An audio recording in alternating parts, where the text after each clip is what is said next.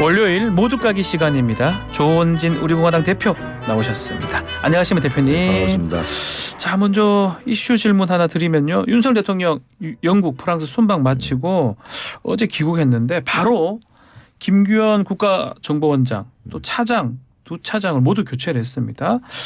원장의 1, 2차장 동시 교체 좀 강수라고 봐야 될 것 같은데요. 어떻게 지금 보십니까? 뭐 북한이 네. 군사위성 발사해서 성공하고 뭐 여러 가지 괌부터 대한민국을 다 쳐다봤다는 거 아닙니까? 네. 그런 상황에서 안보 정보기관인 국정원이 내부적으로 시끄럽다 하는 것은 있을 수 없는 일이죠. 네. 뭐 윤 대통령이 오자마자 1, 2차장 국정원장 교체하는 것은 잘한 거다. 그 대신에 빨리 이 공백을 어떻게 메꿀 거냐 하는 부분들이 굉장히 필요하다 이래 봐요. 지금 후임 원장 임명되지도 않았는데 경질 사퇴를 뭐 받았다고 하긴 한데 사실상 경질 아니냐 이렇게 분석도 되고 있고요. 또 지금 1차장, 2차장이 박근혜 정부에서 요직 맡았던 인물들입니다. 어떤 의미가 있다고 볼 수 사람들이 있습니까? 한계가 있는 거죠. 뭐 아. 정보 안보나 정보 기관에 종사했던 사람들의 네. 인적 네트워크가 그렇게 넓지 않기 때문에 뭐 어디에서 근무했다 이런 건 별로 중요하지 않고 그 사람들이 가서 이 자본 있는 국정원이 네. 국민들의 생명 재산을 보호하는 그러한 정보기관에서 업무를 제대로 하느냐 그런 부분들이 대단히 중요합니다.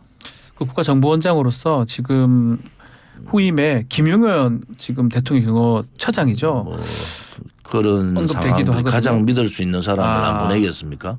대통령이 그동안 1년 6개월 동안 같이 있었던 사람 중에서도 가장 믿을 수 있는 사람 뭐 그런 방향으로 갈 것 같아요. 왜냐하면 워낙 지금 북한 문제가 네. 심각하게 진행되고 있기 때문에 거기에 대한 대비를 할 수 있는 그러한 사람의 임명이 필요하고 또 그 과정에서도 뭐 인사청문회를 다 해야 되는 그런 그렇죠. 과정들이 있으니까 지금 북한의 상황들을 예의주시하고 국민들도 되게 불안해하잖아요. 네. 그런 부분을 잠재울 수 있는 정부기관의 환골 탈퇴가 필요하다 이렇게 봅니다. 정치권 소식으로 바로 들어가 보겠습니다. 지금 최근에 이제 국민의힘 같은 경우는 혁신위 활동들이 눈에 띄는데 뭐 혁신위원들 외부 혁신을 사퇴설 돌았다가 또 해프닝이라고 또 수습빈 또 됐었고 또 뭐 김기현 체제 유지형이다 이런 얘기도 좀 문제가 됐었고 어떻게 보고 계십니까? 그것 때문에 네. 혁신위원들이 반발한 거 아닙니까? 네. 그래서 김경진 혁신위원이 뭐 이런저런 얘기를 했다는데 저도 뭐 국회에 3선 12년 있었지만은 여의도의 기득권이 그만큼 벽이 높습니다. 아하. 이거를 어떻게 어느 정당이 이걸 좀 깨고 국민들의 눈높이를 맞출 거냐. 네. 이것이 이제 이번 총선의 가장 중요한 과제인데 혁신위가 제가 얘기 들으면 뭐 여러 가지로 과정을 던지고 네. 그런 과정에서 받고 안 받고는 국민의힘에서 하는 거 아닙니까? 그렇죠. 그런데 국민들은 혁신이 아니 옳다고 보는 거잖아요. 그러니까 그러한 결단에 대해서 윤심 논쟁을 할 게 아니고 혁신이가 국민의 민심을 얻고 있으면 거기 따라가야죠. 네. 불과 강서구청장 보궐선거 지난 지 얼마 되지 않았는데 아직도 변화 개혁하지 않겠다. 그 기득권 지키겠다라고 하면은 그것은 총선에서 굉장히 어려운 상황으로 갈 수밖에 없지 않느냐 이래 보는 거죠. 인현 위원장이 30일로 못 박았습니다. 그때까지 뭔가 하지 않으면 강력한 메시지를 던지겠다. 아마 불출마 권고안 아마 정식 의결할 기세인데 어떻게 이번엔 당 지도부가 받을까요 이거를? 30일이 굉장히 그 중요한 날인 것 같아요. 예. 왜냐하면은 엑스코 네. 그 엑스포 그 유치 결정되는 것도 30일 아닙니까? 29일 새벽이니까 30일 그러니까 되겠죠. 예. 그게 통과 우리가 이제 엑스코를 유치하느냐 안 하느냐도 네. 정치권에 굉장히 영향을 미칩니다 이번 총선에. 아. 그런데 인요한 혁신위는 할 수 있는 걸 다 할 거예요. 네. 그것을 받고 안 받고 변화 혁신을 할 거냐 안 할 거냐 국민의힘의 이제 목으로 돌아가는 겁니다. 네. 국민의힘이 국민의 민심의 눈높이에 맞게 가느냐. 그렇지 않으면 민주당도 개혁 안 하니까 국민의힘도 개혁 안 한다. 네. 이건 전혀 다른 거예요. 왜냐하면 윤석열 정부의 중간평가가 있고 3년 나는 윤석열 정부가 앞으로 어떻게 갈 거냐 이번 총선에 달려 있는데 네. 대통령실이 민심에 등지는 윤핵관이나 또 혹은 중진들의 모습들을 그냥 보고 있지는 않을 거 아니냐. 그래서 저는 인요한 혁신위가 할 수 있는 거 다 해라. 받고 안 받고 그다음에 그걸 안 받아서 총선에 질 경우에는 그 책임이 누구한테 있는 겁니까? 국민의힘에 있는 거잖아요. 네. 그런데 그때 늦었다는 거지. 그 전에 이제 뭐 결단을 내릴 사람들은 좀 내릴 필요가 있다 이래 봅니다. 그 뭐 엑스코 얘기를 하셨는데 이제 또 얼마 안 남았습니다. 근데 보도에 따르면 조금 우리보다는 사우디가 좀 유리한 거 아니냐. 대한민국이 후발주자니까 예. 열심히 추경을 했는데 결과적으로 뭐 열어봐야 알겠죠. 네. 그런데 아무튼 최선을 다했는데 전 국민으로 봐서는 뭐 엑스코가 뭐 대한민국 부산에 유치되는 것이 얼마나 희망적입니까? 네. 뭐 유치되도록 저희들도 여러 가지로 빌어야죠. 만약에 이게 결정이 좀 안 좋은 방향으로 된다면 1차 투표가 3분의 2가 된다면 뭐 2차도 가지 못한다고 하긴 하던데 그러면 이것도 파장이 크다고 봐야 됩니까? 가장 정치권에? 큽니다. 만약에 안 될 경우에 예. 총선에 미치는 영향 또 유치했을 경우에 총선에 미치는 영향이 굉장히 크다. 저는 그렇게 봅니다. 이게 TK, PK에도 특히 부산이니까요. PK에도 영향을 부울경 미치겠죠? 쪽에 특히 예. 부산 쪽에 영향이 크겠죠. 부산 쪽에. 그래서 뭐 여러 전문가들은 이렇게 후발주자지만 최선을 다했다는 평가를 예. 하지만은 예. 최선을 다한 거 유치하는 건 또 다르잖아요. 그 유치가 국가적으로 봐서는 유치가 됐으면 좋겠다 네. 이런 생각을 갖고 있습니다. 자, 지금 뭐 국민의힘 얘기를 했는데 결국은 지금 뭐 김기현 이제 대표가 좀 결정을 내려야 되는데 지금 보면 지역구 울산에서 의정 보고회를 했더라고요. 대통령하고 친분도 강조를 하고 이건 어떻게 해석을 해야 되는 게 맞습니까? 인요한 혁신위가 이제 여러 가지 얘기를 하는데 정치적인 깊이가 조금 처음에 시작할 때 김기현 당대표는 당대표의 역할이라는 게 대단히 크잖아요. 네. 중진 문제하고 당대표를 같이 엮어버렸잖아요. 거기서부터 이제 조금 결단 내리기가 힘든 상황인데 저는 뭐 김기현 대표도 나름대로 애당심도 강하고 또 윤 정부의 성공을 원하고 있고 네. 그런 입장으로 봐서는 그렇게 오래 가지 않을 거다는 생각을 합니다. 의정 보고회는 보고회일 뿐이다 이렇게 봐야 됩니까? 뭐 본인이 밀려서 하는 그래도 집권 여당의 당 대표가 네. 혁신에 밀려서 무슨 결정을 하는데 이 모양은 좋지 않잖아요. 그런 예를 들어 숙성 기간을 좀 거칠 필요가 있다. 네. 그리고 이제 지역에 대해서 의정 보고회 하는 것도 그 일환으로 아하. 나는 밀려서 나가는 게 아니다. 라는 모습을 정확하게 전달할 것 같아요. 자, 또 이준석 전 대표 눈에 띕니다. 대구 가서 지금 천하용인하고 뭐 특구 콘서트도 했는데 여기서 대구 의원 절반 이상 물갈이 될 수 있다 이런 발언을 했습니다. 어떻게 보십니까? 내년에 무소속 연대가 핵심이다라고 대구 TK 지역 말씀하셨던 기억이 나는데요, 대표님. 지금 대구의 초선이 네. 12명 중에 초선이 7명입니다.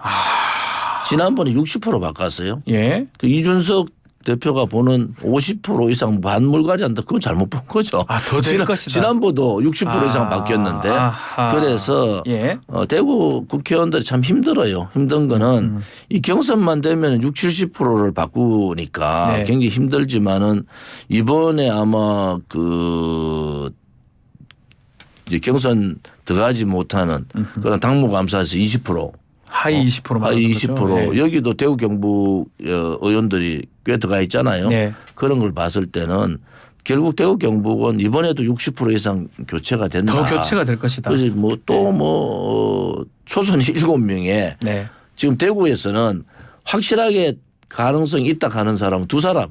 누구죠? 그다음 윤재혁 원내대표하고 아, 추경호 장관. 예, 두 사람 말고는 네. 내가 확실하게 공천 받는다는 사람이 없어요. 그래서 이준석 대표가 볼 때는 네. 뭐 대구 뭐 와서는 대구 흔들고 광주 가서는 광주 흔들고 네. 그런데 결국 성공하기가 힘들다 이래 봐요. 지역구 나가기가 힘들다. 신당을 만들었을 때. 신당 나가는데 네. 지역구 나가기가 힘들다. 왜냐하면 뭐 대구 쪽이 지지율이 다른 데 비해서 툭 떨어지고요. 네. 또 이준석 대표를 지지했는 그 여론조사 보면은 소위 그 정의당이나 네. 민주당 지지자들이 많잖아요. 투표는 그렇지 않잖아요. 네. 결국 투표 가면은 양당 투표로 갈 텐데 지역구 투표는 네. 비례대표는 좀 달라요. 그런데 지역구 투표는 양당 투표로 갈 텐데 그 벽을 넘을 수 있는가.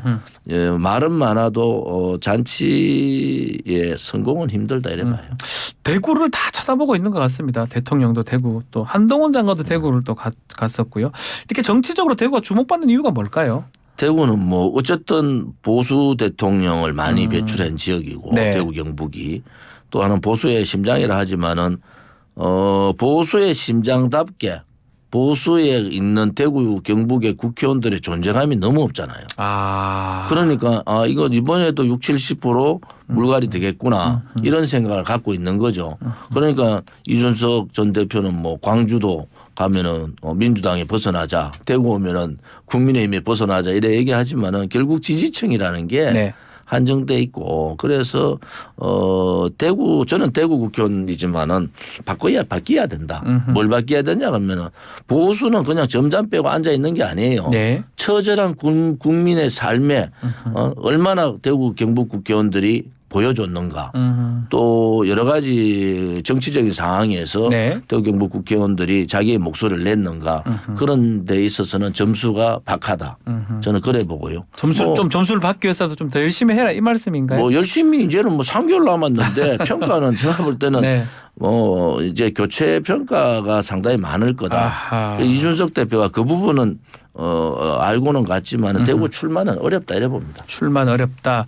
자, 이준석 지금 대표 얘기 나왔으니까 인요한 위원장이 주말간에 이준석 도덕성 문제 또 부모 얘기를 하면서 이게 또 논란이 되는데 좀 전에 천하람 위원장하고 제가 인터뷰를 하면서 이 발언으로 결국은 혁신의 영향력은 완전히 사라진 것이다 이렇게 표현을 하더라고요. 그 바로 따지면은 이준석은 더 싸가지 발언을 더 했는데 네. 그럼 이준석이 사라져야죠. 역으로 따지면은 결국은 인요한 위원장이 덩치도 크고 그러신데 네. 좀 공한 면이 있구나. 지난번에 부산 가서 당했는 네. 그거를 대갚아 주는데 네. 그 말은 뭐냐면 이제 이준석이 관심 없다 이런 얘기죠. 내가 할 길 가라. 이런 입장으로 보시면 됩니다. 이렇게 되면 이준석이 당에서 어떤 역할을 맡을 가능성은 좀 더 줄어드는 겁니까? 뭐 누가 바뀌었습니까?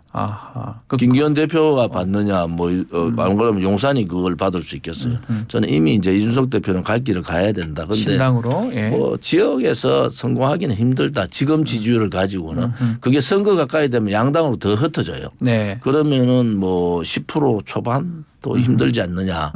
그러다면 뭐 비례대표 싸움이다 이래 보는 비례대표 거죠. 몇 석 가지는 게 다다. 이준석을 끌어안겠다고 분명히 얘기를 했었는데 이제 이렇게 얘기하는 것도 어디서 뭐 신호가 떨어진 거라고 봐야 됩니까? 어떻게 봐야 됩니까? 그보다는 그 이준석의 행보가 더 이상 안 된다. 루비콘강을 건넜다 이래 판단했을 거예요. 본인은 뭐 최대한도로 노력을 했지만은 네. 뭐 이준석이 이제 여러 가지 지금 대구 가서도 하는 얘기나 이런 걸 보면은 네. 이제 끼어앉기는 힘들다 이런 아마 결정을 한 것 같아요. 그 이준석의 신당이 이제 만들어진다면 잠재울 수 있는 사람은 한동훈이라고도 말씀하셨는데 뭐 그 시점에 한동훈 장관도 행보들이 좀 계속적으로 많이 좀 있었는데 한동훈 장관은 어떤 방식으로 좀 출마를 하든지 정치를 할까요? 이준석 뭐 저는 이제 이준석 신당의 네. 바람이 대구서 조금은 있을 거라 했는데 없어요. 없다고 보시군요. 여기는 한동훈 장관이 굳이 예. 뭐 대구까지 갈 필요는 없고 수도권에서 의미 있는 지역에 출마를 하지 않느냐. 네. 수도권 싸움에 선봉했을 거다 이래 보고요. 뭐 이준석 대구에 오면은 땡큐죠. 이준석 오면 저라도 붙을 것 같은데. 무슨 네. 이준석하고 그래도 이길 것 같은데. 네. 대표님께서 나가고 싶다. 뭐 이준석하고 붙으라고 하면 저야 뭐 감사한 얘기죠. 네. 그 정도로 대구에서 이준석 존재가 없습니다. 자, 다음 달이면 이제 22대 총선 예비후보 등록 시작이 됩니다. 근데 선거제도를 보면 아직 뭐 아무것도 안 되고 있습니다. 국민의힘은 병리평으로 2016년 방식으로 돌아가자. 민주당은 계속 좀 의견이 좀 갈리는 것 같고요. 어떻게 보십니까? 어떻게 되는 게 어떻게 될 것 같습니까? 국민의힘은 네. 이준석 신당이 비례대표 중심으로 갔을 때의 견제 네. 필요하다 이래 느끼고요. 또 민주당은 원칙을 지금 자꾸 버리려고 그러잖아요. 네.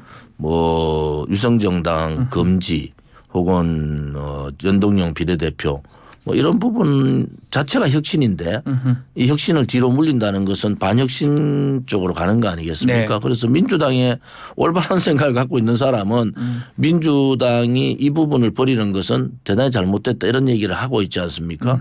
그래서 민주당으로서 고민스럽지만은 뭐 민주당의 혁신 과제가 얼마나 많습니까? 386 운동권 퇴출, 개딸과의 결별, 뭐 부패 정치인들에 대한 공천 문제 있는데 네. 이 이제 소위 가장 작은 자기들 지켜왔던 약속을 버리는 것은 안 된다. 그래서 저는 위성정당 금지와 연동형 비례대표제를 그대로 유지해가는 것이 맞다 이래 봅니다. 자, 그래서 뭐 지금 이재명 대표가 좀 결단해야 된다. 이탄 의원은 뭐 그런 주장도 하는 것 같은데 또 보고에 따르면 만약에 뭐 국민의힘은 위성정당 하고 예를 들어서 민주당 비례정당을 위성정당 안 낸다 그러면 의석수가 뭐 한 20개에서 30개 정도 더 차이가 난다. 국민님도 위성정당 내기 힘들걸요. 아하. 그래서 지금은 양당이 네. 위성정당의 폐해가 지난번 선거 끝나자마자 바로 국민을 속였잖아요. 네. 소위 말해 사기 정당을 만들어서 국민을 속였기 때문에 이러한 사기 행위를 또 한다? 그것은 정말 기득권 정치권이 국민들부터 지탄을 받고 외면당하지 않느냐. 네. 그런 입장에서는 위성정당을 만들겠다는 생각 자체를 바꾸는 것이 맞다 이래 봅니다. 자, 마지막으로 시간이 좀 얼마 없긴 한데 이번 지금 정기국회 본회의에서 뭐 쌍특검이라든지 탄핵이라든지 이런 게 지금 예산안하고 지금 팽팽히 여야가 맞선 상황인데 어떻게 전망하십니까 이번 주? 뭐 특검 해도 뭐 안 받을 거 아닙니까? 안 받을 거고. 결국은 예. 뭐 받으면은 보수권 전체가 흔들리기 때문에 네. 그것은 뭐 안 받을 거다 이래 보고요. 또 예산하고 이제 특검 부분하고 맞물려 가는 거 그 결국 표는 국민이 보기 예. 때문에 여야가 머리를 좀 맞대라. 아, 이제 지금이라도? 예. 21대 국회 마지막 국회인데 좀 머리를 맞대서 국민의 삶과 직결된 예산 부분은 좀 정리하는 것이 맞다 이래 봅니다. 알겠습니다.